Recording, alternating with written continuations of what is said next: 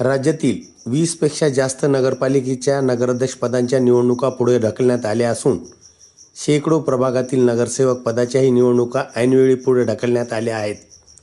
त्यामुळे बहुतांश कार्यकर्ते आणि स्थानिक नेत्यांची उमेदवारांचीही घोर निराशा झाली आहे. निवडणुकीसाठी मतदानाच्या एक दिवस अगोदर आयोगाने निवडणुका स्थगित करण्यात आल्याचे जाहीर केले. त्यामुळे राज्यकर्त्यांनीही निराशा व्यक्त केली. तर काँग्रेस नेते माजी मुख्यमंत्री पृथ्वीराज चव्हाण यांनीही संताप व्यक्त करत राज्य सरकारला जबाबदार धरले. त्यानंतर आता राज्य निवडणूक आयोगाने याबाबत स्पष्टीकरण दिले आहे. सर्व बाजूंचा विचार करून आणि कायदेशीर सल्ला घेऊनच काही निवडणुका स्थगित करण्यात आल्या असे राज्य निवडणूक आयोगाच्या सूत्राकडून स्पष्टीकरण देण्यात आले आहे. आज मतदान होत असलेल्या नगर परिषद आणि नगरपंचायत निवडणुकीच्या निकालाबाबत उच्च न्यायालयाच्या नागपूर खंडपीठाने महत्त्वाचा निकाल दिला आहे. काही नगर परिषदांची न्यायालयीन प्रक्रिया प्रलंबित असल्यामुळे राज्यातील सुमारे 20 नगर परिषदांचे मतदान पुढे ढकलण्यात आले आणि त्या निवडणुका 20 डिसेंबरला होणार आहेत. यामुळे सर्व निकाल एकाच दिवशी घोषित न झाल्यास पुढे होणाऱ्या 20 नगर परिषदांच्या निकालावर परिणाम होऊ शकतो असा दावा करणारी याचिका उच्च न्यायालयात दाखल करण्यात आली होती. या पार्श्वभूमीवर खंडपीठाने सर्व नगरपरिषद व नगरपंचायत निवडणुकांचे निकाल एकाच दिवशी म्हणजेच 21 डिसेंबरला जाहीर करण्याचे निर्देश दिले आहेत. आज होत असलेले मतदान त्याची उद्या होणारी मतमोजणी आता पुढे ढकलण्यात आली आहे. त्यामुळे मतमोजणी व निकाल 21 तारखेला जाहीर करण्यात येणार.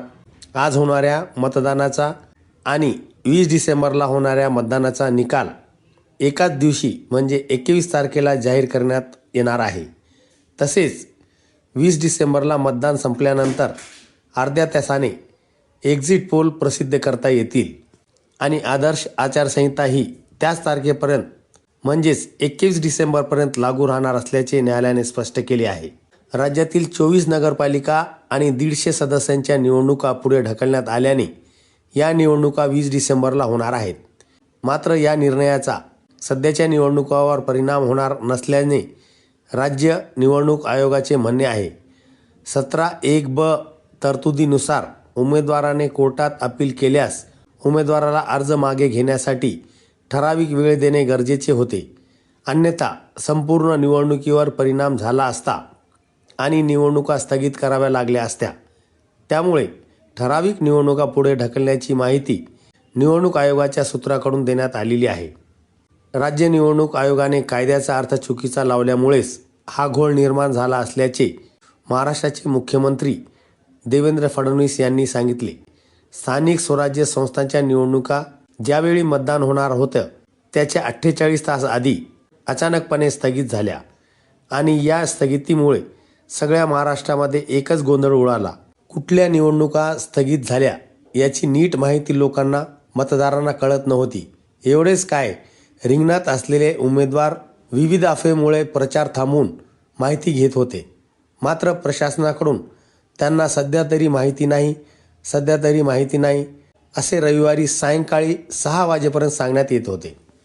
अधिकृत माहिती ना माध्यमांना कळत होती ना उमेदवारांना. निवडणूक आयोगाच्या अशा विचित्र कारभाराबद्दल जनतेमध्ये संताप व्यक्त होत आहे. शनिवारी निवडणूक आयोगाने आदेश काढले. जिल्हाधिकाऱ्याकडून माहिती संकलित करून एकत्रितपणे यादी तयार करायला खरे तर निवडणूक आयोगाला काही तास पुरेसे होते आणि निवडणूकसारखी इतकी महत्त्वाची प्रक्रिया राबवताना लोकशाहीच्या दृष्टीने प्रत्येक गोष्टीचा अपडेट तुम्ही मतदारांना देणे आवश्यक असताना 3 दिवस म्हणजेच शनिवार, रविवार आणि अर्धा सोमवार उजाडला तेव्हापर्यंत मतदार आणि उमेदवारांना अधिकृत माहिती मिळाली नव्हती. ज्या ठिकाणी या नगरपालिकेच्या निवडणुका स्थगित झालेल्या आहेत तिथे गोंधळ पण बराचसा आहे. एकतर काही ठिकाणी निवडणूक जी बिनविरोध झाली त्यात नगरसेवक असेल किंवा नगराध्यक्षपदाची निवडणूक असेल, आता ती निवडणूक प्रक्रिया आयोगाने स्थगित केली आहे. याचा अर्थ सगळी प्रक्रिया पुन्हा होणार आहे का, याबद्दल मतदार आणि उमेदवारामध्ये उलटसुलट चर्चा सुरू झाल्या आहेत. सगळ्यात पहिल्यांदा तर राज्याचे मुख्यमंत्री असं म्हणतायत निवडणूक आयोगाने कायद्याचा अर्थ चुकीचा लावला. आता या विधानातून एकतर निवडणूक आयोग राज्यामध्ये आपला इतका स्वायत्त आहे की ही गोष्ट मान्य करावी लागेल, किंवा देवेंद्र फडणवीस यांच्या ॲक्टिंगला दाद द्यावी लागेल. म्हणजेच तुम्हाला एक उदाहरण सांगतो. जेव्हा सुप्रीम कोर्टामध्ये ओबीसी आरक्षणाचा घोळ पोहोचला होता, त्यावेळी कोर्टाने सांगितले होते की बंटिया कमिशनच्या आधीची जी स्थिती आहे त्यानुसार निवडणुका घ्या. आणि आयोगाला वाटले की आपण 50% पुढे जाऊ शकतो, म्हणून त्यांनी त्या पद्धतीने निवडणुका घेतल्या. आता जेव्हा हा सगळा पेच कोर्टात पोहोचला आहे, तेव्हा एक बातमी उजेडात येते की या संदर्भात राज्य निवडणूक आयोगाने देशाचे सॉलिसिटर जनरलला पत्र लिहून ओबीसी आरक्षणासंदर्भातील अभिप्राय विचारलेला होता आणि त्यांनी दिलेल्या सल्ल्यानुसारच हा ओबीसी आरक्षणाचा निर्णय घेण्यात आला. त्यांना असं वाटतं की आपल्याला आरक्षणाची मुभा आहे, म्हणजेच राज्य निवडणूक आयोग नेमका कोणाच्या मर्जीनुसार काम करतो, कोणाचे सल्ले ऐकतो, याचं उत्तर आपल्याला याच्यातूनच कळेल. आता देवेंद्र फडणवीस स्वतः निवडणूक आयोगावर इतके भडकले हे फार कमी वेळा पाहायला मिळते. एकीकडे देशभरात आपण बघतो की ज्या वेळी निवडणूक आयोगावरती काही प्रश्नचिन्ह निर्माण केले जातात, निवडणूक आयोगाच्या कारभाराबद्दल आक्षेप घेतले जातात, त्यावेळी बचावासाठी येण्याचे काम भाजपचे नेते करत असतात. टीका निवडणूक आयोगावर झाली की ती जिवारी लागते भाजपला. पण आज मात्र देवेंद्र फडणवीस आयोगाबद्दल जे बोलले ते अगदी थेट बोललेले आहेत. असं वाटते की निवडणूक आयोगाने कायद्याचा चुकीचा अर्थ लावलेला आहे. या निवडणुका रद्द करणे हे अत्यंत चुकीचं आहे. अशा पद्धतीने तर प्रत्येक वेळी कोणीही कोर्टात जाईल आणि मग निवडणूक पोस्टपोन होईल, असं कधीच आजपर्यंत झालेलं नाही. कोणाचा सल्ला निवडणूक आयोग घेत आहे याची मला कल्पना नाही. पण मी जो कायदा बघितलेला आहे, जेवढा माझा कायद्याचा अभ्यास आहे, मी अनेक वकिलांशी देखील बोललो, त्या सगळ्यांचं मत आहे की अशा पद्धतीने एखाद व्यक्ती कोर्टात गेला आहे म्हणून या निवडणुका पुढे ढकलता येत नाहीत, असे मुख्यमंत्री देवेंद्र फडणवीस माध्यमांशी बोलताना म्हणाले. निवडणूक आयोगाने घातलेला हा घोळ जो आहे तो किती मोठा आहे बघा. सोमवारच्या वर्तमानपत्रात सुद्धा कुठे निवडणूक स्थगित झाल्या त्याचा कुठेही स्पष्ट आकडा नव्हता. किती ठिकाणी राज्याच्या निवडणुका स्थगित झालेल्या आहेत याची माहिती जनतेला मिळत नव्हती. 4 तारखेपासून स्थगित झालेल्या निवडणुकीची प्रक्रिया नव्याने सुरू होणार आहे. ही सुरू होणारी नवीन प्रक्रिया ज्या ठिकाणी नगराध्यक्ष नगरसेवक पदाची निवडणूक बिनविरोध झाली, तिथे निवडणूक स्थगित होऊन सुद्धा ती बिनविरोधच राहणार आहे की नाही. सध्या जो निवडणूक आयोगाचा आदेश आलेला आहे, निवडणूक आयोगाच्या या सुधारित आदेशात निवडणूक कार्यक्रम स्थगित झालेला आहे, म्हणजेच फ्रीज झालेला आहे. नव्याने निवडणुकीचा नवीन कार्यक्रम 4 तारखेला जाहीर होणार आहे. त्यानंतर निवडणूक प्रक्रियेला सुरुवात होईल. परंतु नेहमीसारखी निवडणूक प्रक्रियेची सुरुवात राहणार नाही, ज्यामध्ये उमेदवारांची उमेदवारी अर्ज दाखल करणे, उमेदवारांच्या अर्जाची तपासणी, त्याच्यानंतर परत घेण्याचा वेळ, हे या वेळेला राहणार नाही. म्हणजे काय होणार आहे तर कुणालाही अर्ज दाखल करता येणार नाही. म्हणजे आज एखाद्याला असं वाटलं की मला निवडणुकीला उभे राहायचे होते, परंतु ते राहून गेलं. आता स्थगित झालेल्या निवडणुकीची निवडणूक प्रक्रिया पुन्हा सुरू झालेली आहे. त्यामुळे आता मी या निवडणूक प्रक्रियेमध्ये माझा उमेदवारी अर्ज दाखल करेल असे कोणी विचार करत असेल तर तसे होणार नाही. कारण आता नवीन उमेदवारांना या निवडणूक प्रक्रियेमध्ये सहभागी होता येणार नाही. म्हणजेच जिथपासून निवडणुकीतले अर्ज मागे घेण्याची प्रक्रिया आहे, तिथून हा सगळा निवडणूक कार्यक्रम तो पुन्हा सुरू होणार आहे.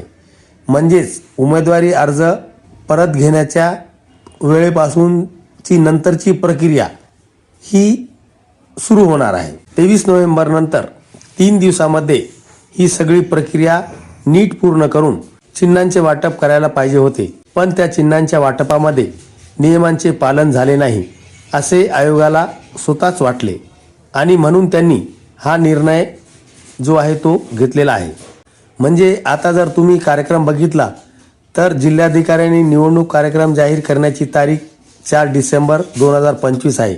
पण हा निवडणूक कार्यक्रम जारी करायचा म्हणजे पूर्ण नाही, कारण त्याच्या पुढचा जो टप्पा आहे, नामनिर्देशन पत्र मागे घेण्याचा अंतिम दिनांक असे आदेशात म्हटलेले आहे.